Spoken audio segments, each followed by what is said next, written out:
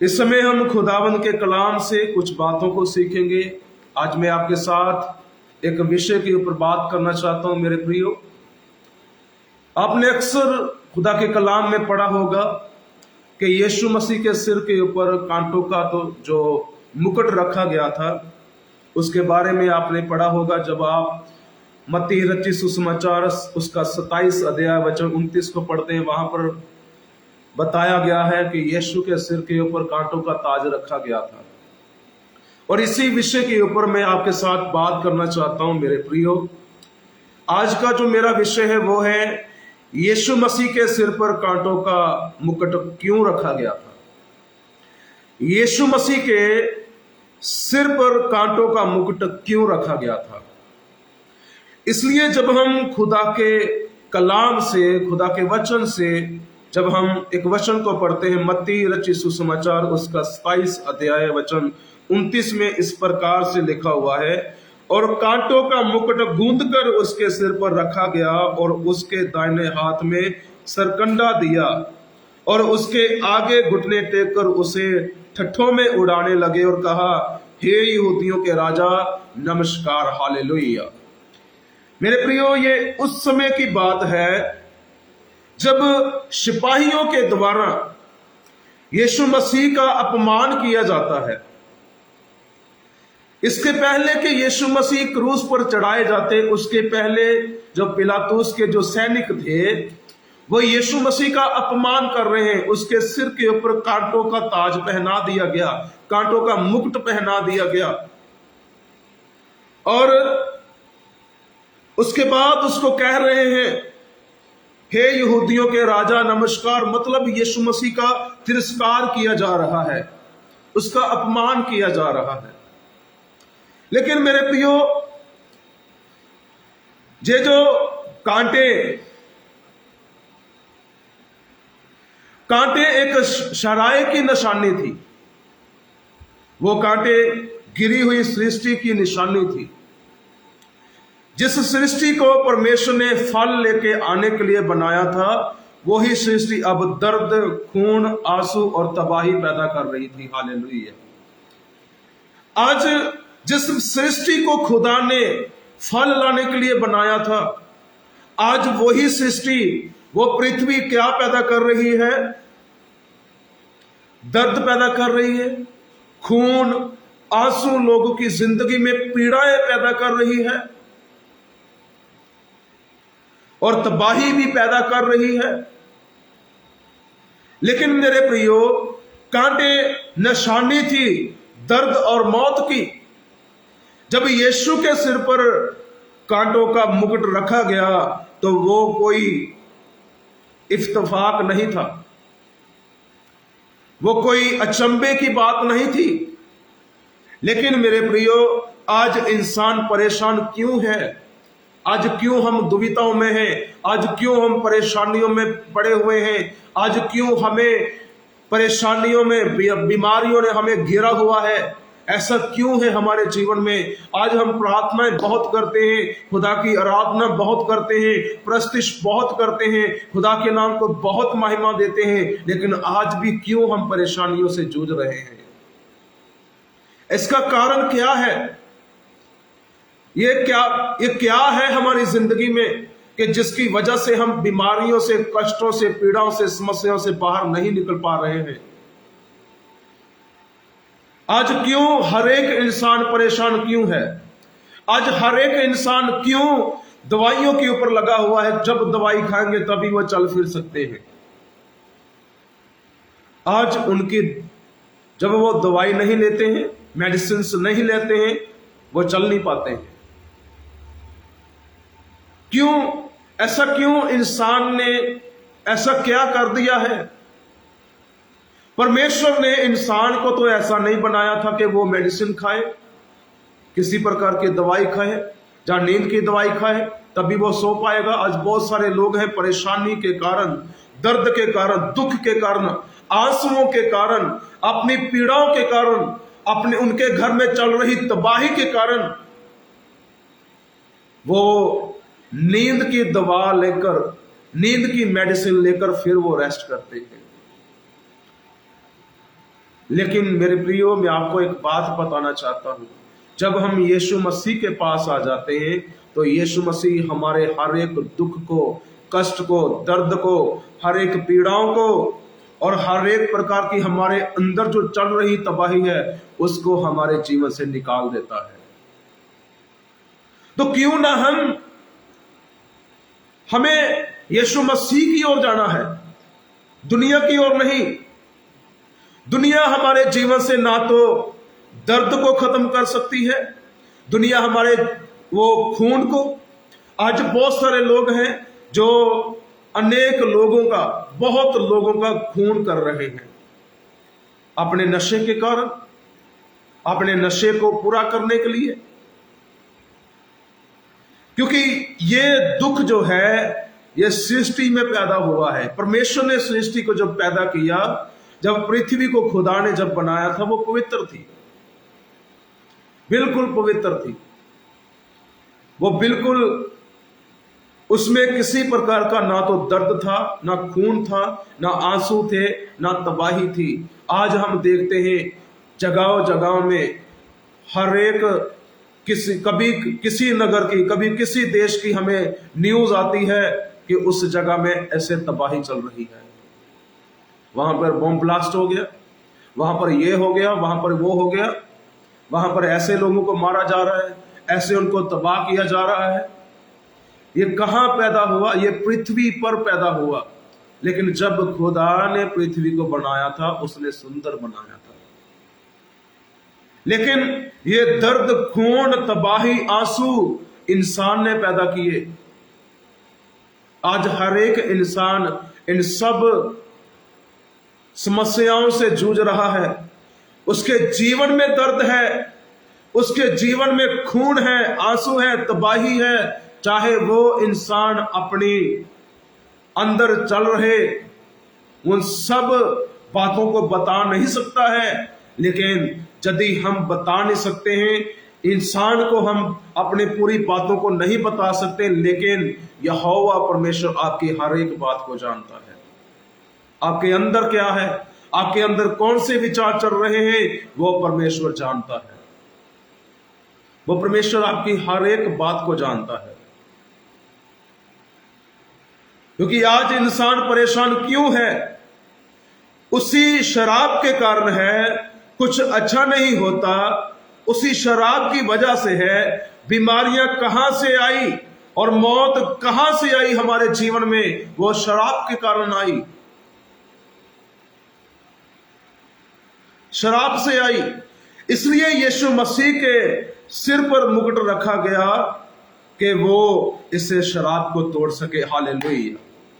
यीशु मसीह के सिर के ऊपर वो कांटों का मुकुट इसलिए रखा गया कि वो हमारे जीवन से हर एक प्रकार के शराबों को खत्म कर सके। यीशु मसीह हमारे जीवन से शराबों को खत्म करता है।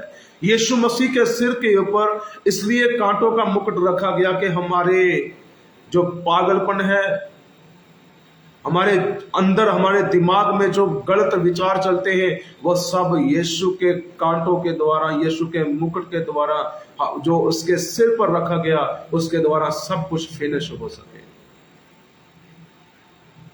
क्योंकि वो खुदावन आजाद करता है। उसने हमारे लिए दुख सहा, उसने हमारे लिए कांटों का मुकुट पहना कि हमारे सिर के ऊपर जो बोझ है वो उतर जाए। हमारे सिर में, हमारे अंदर जो दर्द है, आंसू है, परेशानियां हैं, तबाही है, बीमारियां हैं, कष्ट हैं, समस्याएं हैं, पीड़ाएं हैं, वो सब से हम मुक्त हो सके, हम उन सब से आजाद हो सके। गलातियों 5:1 में लिखा है, मसीह ने हमें स्वतंत्र किया है। हालेलुया। वो यीशु मसीह हमें इन सब परेशानियों से, बीमारियों से हमें आजाद करता है जब उसने अपने सिर के ऊपर मुकुट पहना है, और वो हमें इस शराबों से आजाद करता है, हमें मुक्त करता है।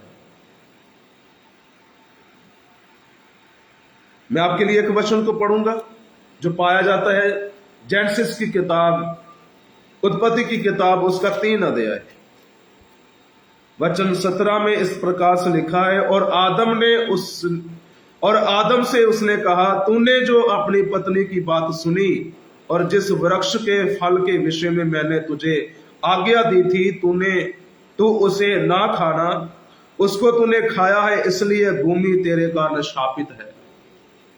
यह भूमि किसके कारण श्रापित है? इंसान के कारण श्रापित है, आदम की वजह से। क्योंकि परमेश्वर ने आदम को आज्ञा दी थी कि तुम्हें यह फल नहीं खाना है, जिस फल को खाने के लिए परमेश्वर ने मना किया था। आज भी जब खुदावन हमें मना करता है कि तुम्हें यह काम नहीं करना है, तुम्हें 6 दिन काम करना है, 7वें दिन खुदा के भवन में जाना है, लेकिन हम उसकी आज्ञा नहीं मानते।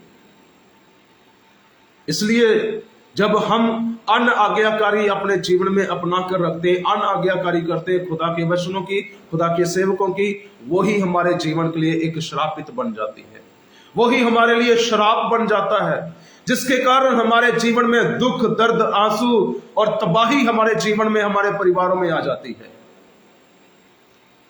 कैसे हम खुश रहें, कैसे हम दर्दों से, पीड़ाओं से हमेशा दूर रहें? जब हम आज्ञा नहीं मानते हैं तो कैसे हम इन सब शरापों से दूर रहेंगे? इसलिए तो खुदा के कलाम में लिखा है, परमेश्वर ने कहा है, और आदम से उसने कहा, किसने? परमेश्वर ने, जिसने जमीन आसमान को बनाया है, जिसने आदम को बनाया है, उसका अधिकार है आदम को पूछने का। उसने कहा, तूने जो अपनी पत्नी की बात सुनी है और जिस वृक्ष के फल के विषय में मैंने तुझे आज्ञा दी थी कि तू उसे ना खाना, उसको तूने खाया है, इसलिए भूमि तेरे कारण शापित है। हालेलुया। भूमि जो है वो इंसान के कारण शापित है। भूमि पर, इस पृथ्वी पर श्राप कैसे आया? दुख, दर्द, पीड़ाएं और मौत, मृत्यु कैसे इस जमीन पर आई? इंसान के कारण आई। जब खुदा ने इस जमीन को, इस पृथ्वी को बनाया था, बहुत सुंदर बनाया था। इसमें किसी प्रकार का ना तो दर्द था, ना पीड़ाएं थी, ना समस्याएं थी, और ना इस पृथ्वी पर मौत थी, ना मृत्यु थी इस पृथ्वी पर। बल्कि खुदावन ने जब इस पृथ्वी को बनाया, सुंदर बनाया, बेडौल बनाया था, बेडौल बनाया परमेश्वर ने जिस भी वस्तु को बनाया है उसने बेडौल बनाया है। लेकिन पृथ्वी को बेडौल किसने किया? इंसान के पाप ने किया। जब शैतान को गिरा दिया गया स्वर्ग से, उसने डेरा किया इंसान के अंदर और उसके द्वारा उसने कार्य किया और पृथ्वी को बेडौल कर दिया। परमेश्वर ने किसी भी चीज को बेडौल नहीं बनाया है। उसने इंसान को भी, आपको और मुझे भी बेडौल नहीं बनाया है मेरे प्रियो। ये शापित कैसे हुई? कैसे शराप आया इस पृथ्वी पर? मनुष्य के कारण आया।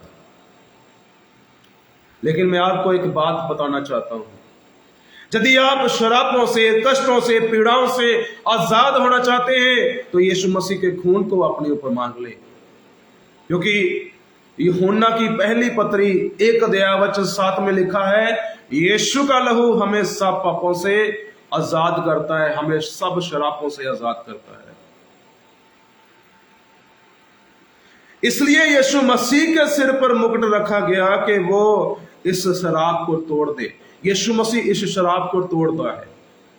उसका मुकुट जो उसके सिर पर रखा गया, गूंद कर, जो सिपाहियों के द्वारा, पिलातुस के सिपाहियों के द्वारा उसके सिर पर रखा गया, यीशु मसीह के सिर पर रखा गया कांटों का ताज, कांटों का मुकुट, वो परमेश्वर की योजना थी। यीशु मसीह के पिता की योजना थी कि इसके सिर के ऊपर जब मुकुट रखा जाएगा तभी पृथ्वी पर जो श्राप है वो टूट जाएगा। मैं आपको एक बात बताना चाहता हूं, यदि आप मसीह में हैं, यीशु मसीह में हैं, तो आपके अंदर और आपके ऊपर किसी प्रकार का श्राप नहीं है। हालेलुया। यीशु मसीह के सामर्थी नाम से आपके ऊपर किसी प्रकार का श्राप नहीं है। आप फ्री हैं यीशु मसीह के सामर्थी नाम से। आप फ्री हैं हर एक प्रकार के शराब से यदि आप यीशु मसीह में हैं, क्योंकि जब यीशु मसीह के सिर पर मुकुट रखा गया है तो हम सब उस शराब से बिल्कुल फ्री हैं। मैं आपके लिए एक वचन को पढ़ूंगा। गलातियों 3 अध्याय वचन 13 में लिखा हुआ है। आपके पास बाइबल है, आप मेरे साथ निकाल सकते हैं। गलातियों 3 अध्याय वचन 13 में इस प्रकार से लिखा हुआ है, मसीह ने जो हमारे लिए शापित बना, किसके लिए? हमारे लिए, मेरे लिए और आप सब के लिए। वो परमेश्वर का बेटा यीशु मसीह किसके लिए शापित बना? हमारे लिए, मेरे लिए, मेरे गुनाहों के लिए, मेरे पापों के लिए, मेरी बदियों के लिए, मेरे लिए वो श्रापित बना, मेरे लिए और आपके लिए भी। हमें मोल लेकर व्यवस्था के शाप से छुड़ाया। हालेलुया। उसने मोल लिया है हमें। कैसे? अपना लहू बहाकर, अपना खून बहाकर उसने हमें मोल लिया है। उसने हमें खरीद लिया है, व्यवस्था से हमें खरीद लिया है। अब हम व्यवस्था के नीचे नहीं हैं, अब हम व्यवस्था के अधीन नहीं हैं, हम अनुग्रह के नीचे हैं। हालेलुया। व्यवस्था इंसान को मारती है, लेकिन अनुग्रह जिंदगी देता है। हालेलुया। मेरे प्रियो, व्यवस्था क्या है? वो मारती है, इंसान को मारती है, पापी को मारती है, लेकिन अनुग्रह जिंदगी देता है। हालेलुया। अनुग्रह जिंदगी देता है। हमें मोल लेकर व्यवस्था के शाप से छुड़ाया, क्योंकि लिखा है जो कोई काठ पर लटकाया जाता है वह शापित है। जो काठ पर कौन लटकाया गया? यीशु मसीह। पुराने नियम में जिसको भी काठ पर लटकाया जाता था वो इंसान शापित होता था। जब हम व्यवस्था विवरण उसका 21 अध्याय वचन 23 को पढ़ते हैं, वहां पर इस प्रकार से लिखा हुआ है। व्यवस्था विवरण उसका 21 अध्याय वचन 23 में इस प्रकार से लिखा हुआ है। हालेलुया। वचन 21 में, तब उस नगर के सब पुरुष उसे पथराव करके मार डाले, जो तू अपने मध्य में ऐसी बुराई को दूर करना, तब सारे इस्राएली सुनकर बह खाएंगे। हालेलुया। कौन बह खाएंगे? 18 वचन में लिखा हुआ है, यदि किसी के हठीला और दंगेत बेटा हो जो अपने माता पिता की बात ना माने, किंतु ताड़ना देने पर भी उनकी ना सुने, तो उसके माता पिता उसे पकड़कर अपने नगर से बाहर फाटक के निकट नगर के पुरनियों के पास ले जाए, और वह नगर के पुरनियों से कहे, हमारा ये बेटा हठीला और दगेत है, ये हमारी नहीं सुनता, ये उड़ाऊ है और पियक्कड़ है। जो लोग अपने माता पिता की पुराने नियम में लिखा है, व्यवस्था विवरण उसका 21 अध्याय वचन 18 से जब हम 23 तक पढ़ते हैं, 21 तक पढ़ते हैं, वहां पर इस प्रकार से लिखा है। जब हम 23 वचन को पढ़ते हैं, वहां पर लिखा है, तो वह शव रात को वृक्ष पर टंगा ना रहे, अवश्य उसी दिन उसे मिट्टी देना, क्योंकि जो लटकाया गया वो परमेश्वर की ओर से शापित ठहरता है। पुराने नियम में जिसको लटकाया जाता था वो शापित होता था, लेकिन नए नियम में यीशु मसीह हमारे लिए, मेरे लिए और आप सब के लिए शापित बना।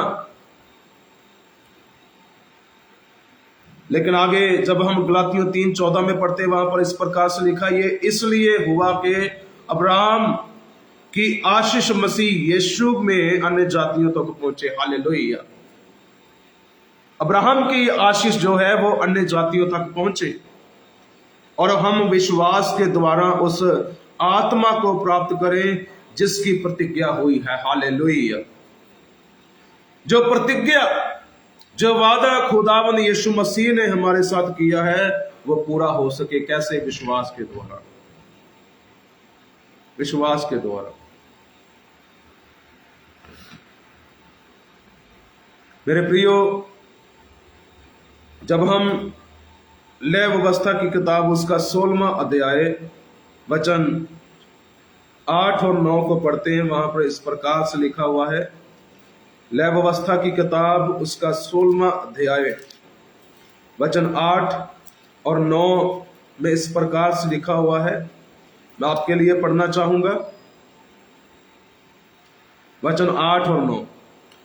और हारून दोनों बकरों पर चिट्ठी डाले, और चिट्ठी यहोवा के लिए और दूसरी अजाजेल के लिए हो। ये प्रायश्चित का दिन है। ये प्रायश्चित के दिन के लिए ये खुदा का कलाम बताया गया है। क्या लिखा है? और हारून दोनों बकरों पर चिट्ठी डाले, एक चिट्ठी यहोवा के लिए और दूसरी अजाजेल के लिए हो।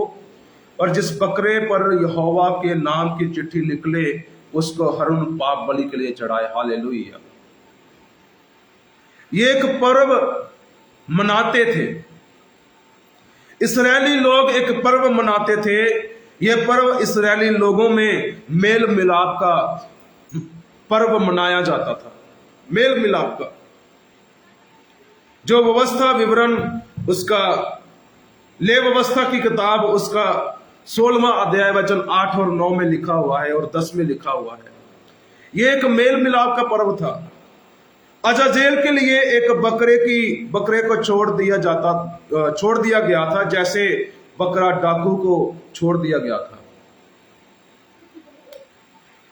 मेरे प्रियो, पुराने नियम में जब हम लय व्यवस्था की किताब को जब हमने अभी पढ़ा है, और जिस बकरे पर यहोवा के नाम की चिट्ठी निकले उसको हारून बकरे पर अजाजेल के लिए चिट्ठी निकले, और वह यहोवा सामने जीवित खड़ा किया जाए कि उससे प्रायश्चित किया जाए, और वह अजाजेल के लिए जंगल में छोड़ा जाए। हालेलुया।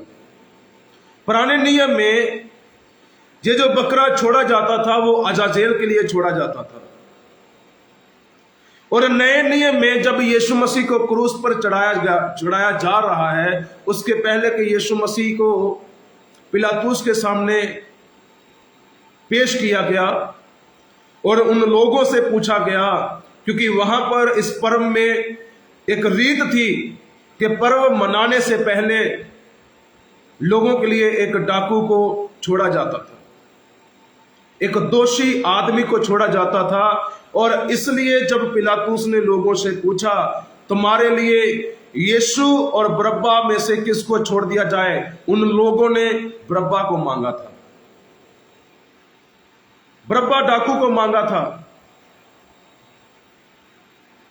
और जैसे अजाजेल के लिए एक बकरे को छोड़ दिया गया था, वैसे ही बरअब्बा डाकू को छोड़ दिया गया था। लेकिन बरअब्बा के नाम का भी एक मतलब है मेरे प्रियो। उसे इब्रानी में बार अब्बा कहा जाता है। बार अब्बा, बार का मतलब है बेटा, सन।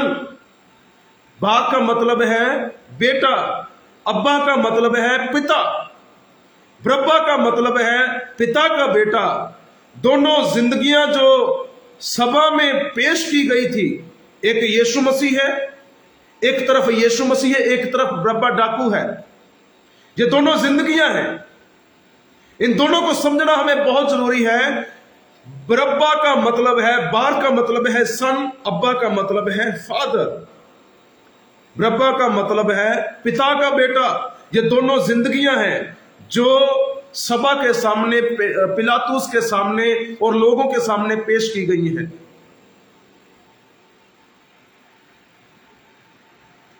एक पिता का बेटा है जो यीशु मसीह है, एक पिता, स्वर्गीय पिता का बेटा है जो यीशु मसीह है, जिसे कुर्बान किया गया। दूसरा भी पिता का बेटा है जिसे छोड़ दिया गया। एक वो बेटा है जो स्वर्गीय पिता का बेटा है जिसका नाम यीशु मसीह है। एक दूसरा बेटा है जिसका नाम बरअब्बा डाकू है। उसको क्या किया गया? उसको छोड़ दिया गया, उसको छोड़ दिया गया। इसलिए उसे स्वर्ग छोड़कर पृथ्वी पर आना पड़ा, ताकि अपने आप को हमारी जगह पर कुर्बान कर सके, हमें सजा से बचा सके। हालेलुया। मेरे प्रियो, मेरे और आप सबके श्राप के कारण, मेरे और आप सबके पाप के कारण यीशु मसीह को पृथ्वी पर भेजा गया कि उसके कुर्बानी के द्वारा हम सब सजा से बच सके। सजा से, हर एक प्रकार के कष्टों से, पीड़ाओं से, बीमारियों से हम सब बच सके, और शैतान की हर एक योजना जो हमारे जीवन में चलती रहती है, उन सब से हम रिहाई पा सके, बच सके। और यीशु मसीह की कुर्बानी के कारण उस आदम के द्वारा आए हुए शराब के कारण आजाद हो सके। हालेलुया। जो आदम के द्वारा शराब इस दुनिया में आया, जब उसने अनाज्ञाकारी की थी, उस शराब से हम सब मुक्त हो सके। इसलिए यीशु मसीह ने अपने आप को कुर्बान किया, ताकि हम आजाद हो सके हर एक शराबों से। सिर्फ वही लोग जो यीशु मसीह पर विश्वास करते हैं, अपना उद्धारकर्ता, मुक्तिदाता ग्रहण कर चुके हैं, सिर्फ वही लोग उस शराब से आजाद हैं। मैं आपको बताना चाहता हूं मेरे प्रियो, वही लोग इस शराबों से, हर एक प्रकार की पीड़ाओं से, कष्टों से आजाद हैं, जिन्होंने यीशु मसीह को अपना उद्धारकर्ता, अपना मुक्तिदाता ग्रहण किया है। वह सभी आजाद हैं यीशु मसीह के सामर्थ्य नाम से। इसलिए यूहन्ना 3:16 में लिखा है, परमेश्वर ने जगत से ऐसा प्रेम किया कि उसने अपना इकलौता पुत्र दे दिया, कि जो कोई उस पर विश्वास करे वो नाश ना होए, बल्कि परमेश्वर से आनंद जीवन पाए। इसलिए तो खुदा का कलाम कहता है, क्योंकि परमेश्वर ने जगत से ऐसा प्रेम रखा कि उसने अपना इकलौता पुत्र दे दिया, ताकि जो कोई उस पर विश्वास करे वे नष्ट ना हो, परंतु आनंद जीवन पाए। हालेलुया।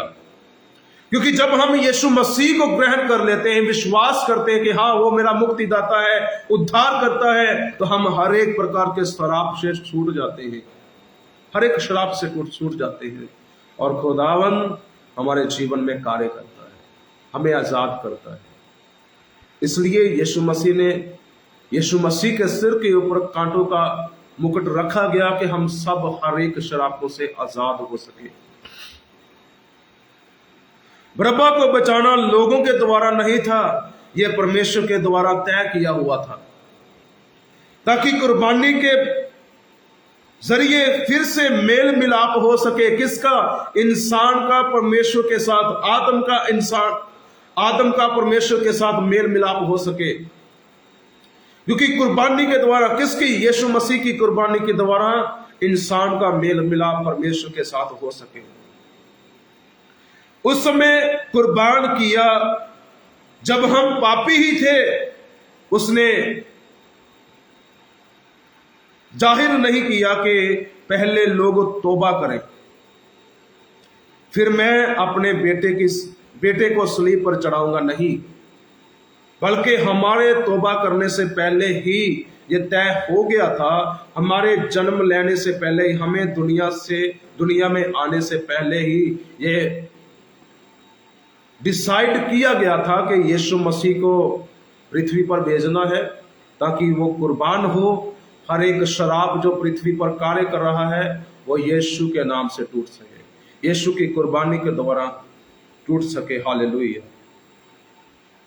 आज अगर आप यीशु मसीह को अपना उद्धारकर्ता नहीं मानते हैं, तो आप अभी भी उसी आदम के श्राप में हैं। अगर आप आजादी चाहते हैं, तो हमें यीशु मसीह में ही आकर हमें आजादी मिल सकती है।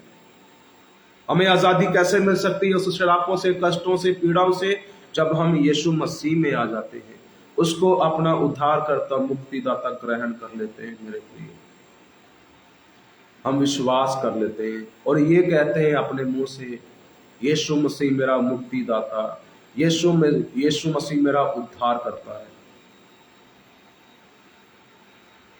मेरे प्रियो, इसलिए यीशु मसीह के सिर के ऊपर कांटों का ताज रखा गया, कांटों का मुकुट रखा गया कि हमारे जीवन से हर एक प्रकार के दुख, दर्द, आंसू, पीड़ाएं हमारे जीवन से खत्म हो सके।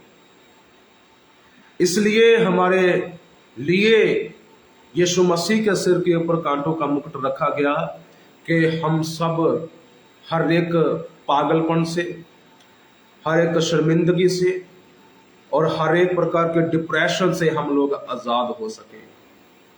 आप आजाद हैं यीशु मसीह के सामर्थी नाम से हर एक प्रकार के डिप्रेशन से। हालेलुया।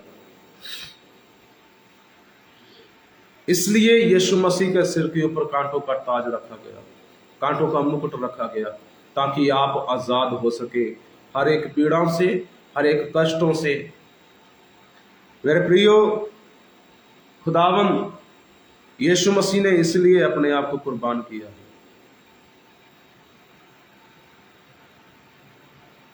इसलिए हमें,